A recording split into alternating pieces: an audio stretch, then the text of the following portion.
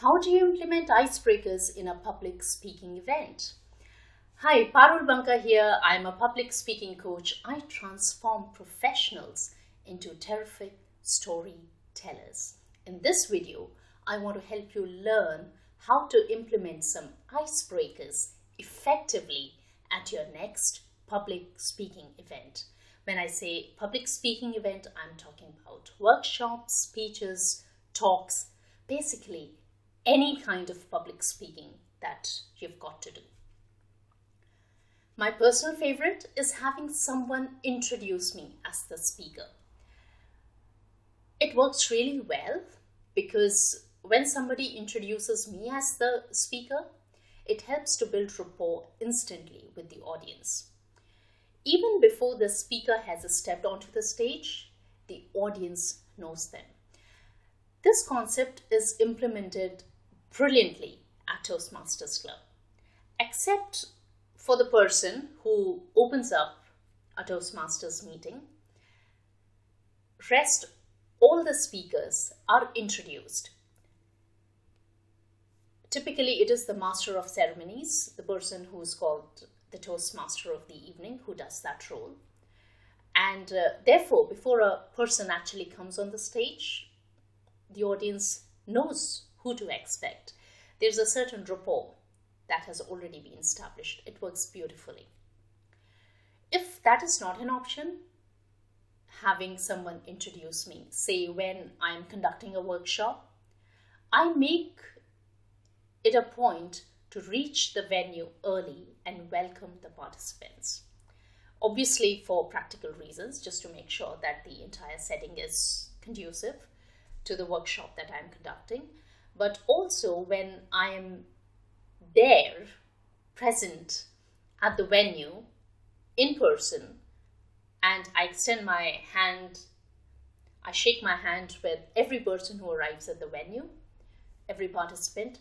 It helps to build a certain rapport with them.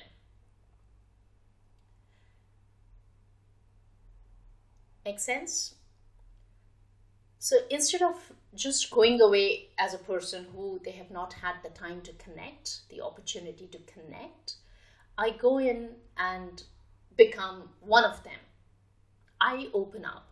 Instead of waiting for them to open up, I actually open up.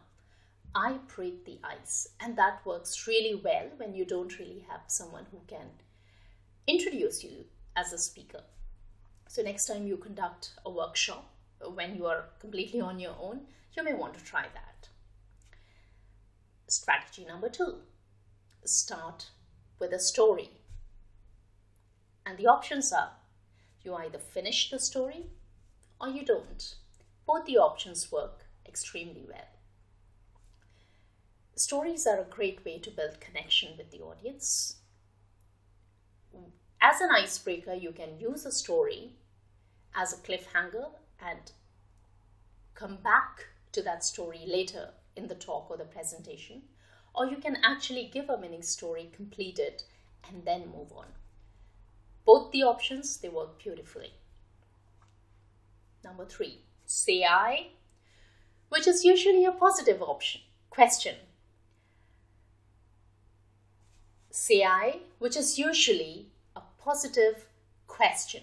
A question that will result into a positive response from the audience. Who here wants to earn $5,000 in passive income every month? Who here wants to become a terrific storyteller? What you do not want to do is ask a question that is going to elicit a sad response, because what you are trying to do is to get people charged up, to break the ice and get on with the presentation. Ask a question. That was strategy number 3.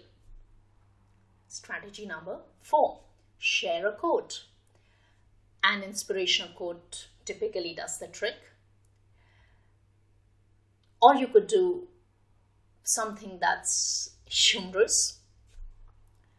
I want to take you to a quote that Jerry Schoenfield gave in context of fear of public speaking. I'm paraphrasing him. I'm not delivering this quote word by word. Jerry Schoenfield was an American comedian who said, "The fear of public speaking is one of the biggest fears in the world," which means to an average person, if they go to a funeral, they would rather lie in the casket than stand and do the eulogy. A brilliant way to open up the session. Quotes always work well. That's what my experience is. I love to start my sessions, some of them, with quotes, where I think they are the best way to break the ice with my audience. I hinted upon the next point that I'm going to come to now, point number 5. In the previous point, is start with a joke, crack a joke.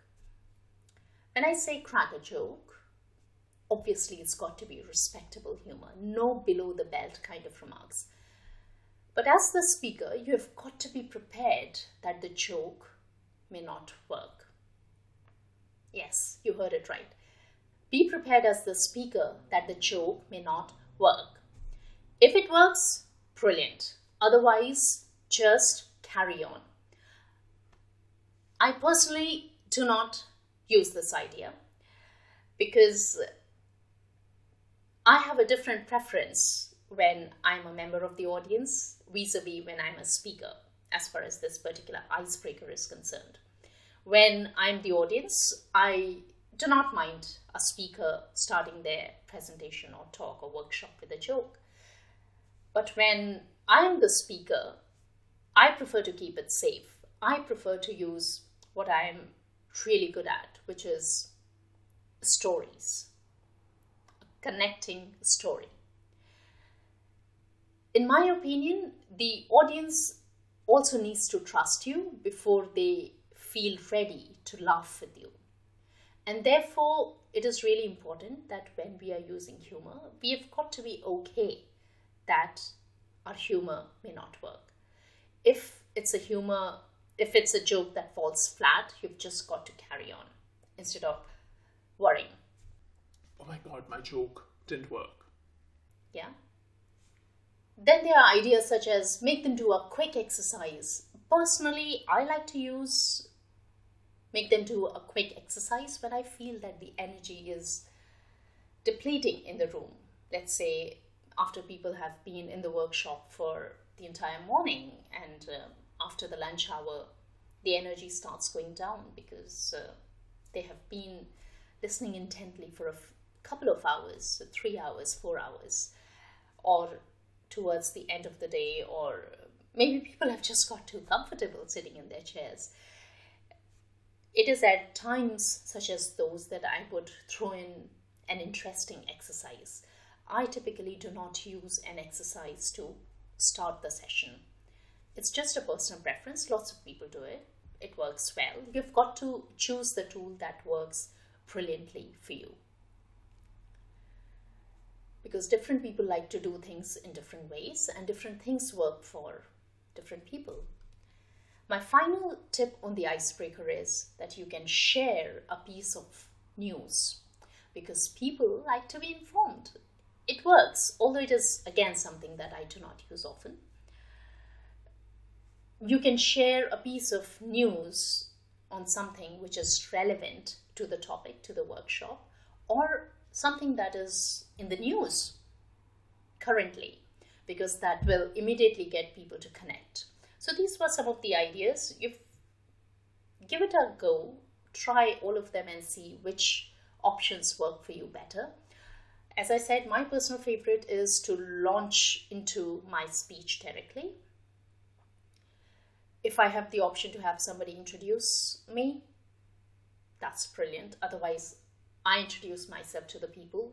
I'm there to welcome them, to build a rapport with them, to build a bond with them. And I like to bring in stories because that's what my strength is.